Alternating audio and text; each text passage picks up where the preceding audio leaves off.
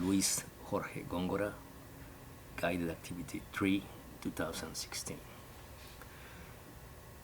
Regarding the first question, if a client of mine requests changes that alter the semantic nature of the original document and affect its accuracy, I will have to decline the assignment, or to make clear to the client that such changes distort the overall content of the document, and therefore the translation cannot be rendered that way. Here we're dealing with the subject of accuracy, one of the main principles of the ULIDA Code of Professional Ethics, by which the translator has the duty and the obligation to deliver a message that conserves all elements of the original document. If the requested semantic changes modify the register of the source language, being this a business document, it is important to tell this to the client.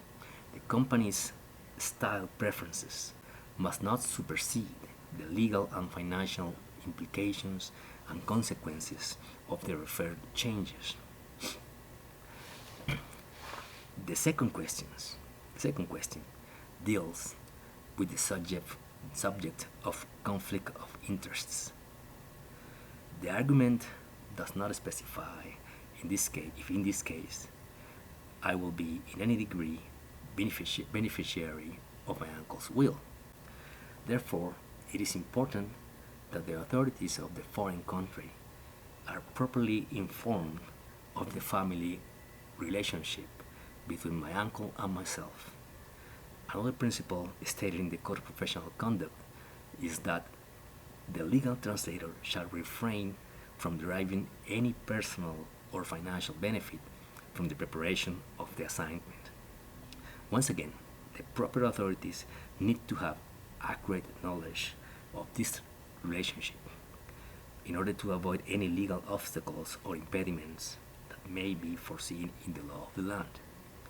For example, it may as well be that our common interests represent tax benefits for either party, which we are in principle unaware of.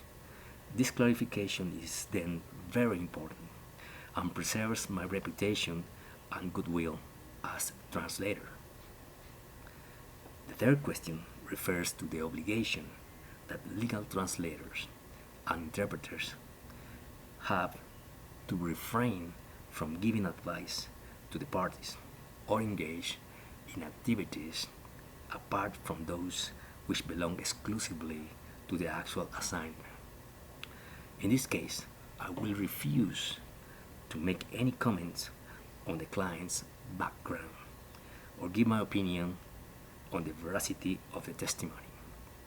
Such attitude will affect the principle of impartiality, because legal interpreters must remain neutral and appear neutral. It is like the old saying, the Caesar's wife must be above suspicion. The undue contact provoked by one of the parties in the interview must be avoided at all times, because the police officer cannot use his authority to pressure me in my duties as translator. The fourth question brings back again the subject of accuracy. It is clear, and is one of the principles of the Code of Professional Ethics, that the register, style, and tone of the source language shall be conserved, and that errors, hesitations, and repetitions should be conveyed. However, if, as it appears in this case, if I find ambiguity on the statements, it is my duty to request clarification from the part of the patient and bring these circumstances to the psychiatrist's attention, because they represent obstacles to the quality of my task. It is not a question of redirecting the interview, because, as I said, all mistakes shall be transmitted. But if I find out that the patient's saying doesn't make any sense, my performance as translator might be diminished.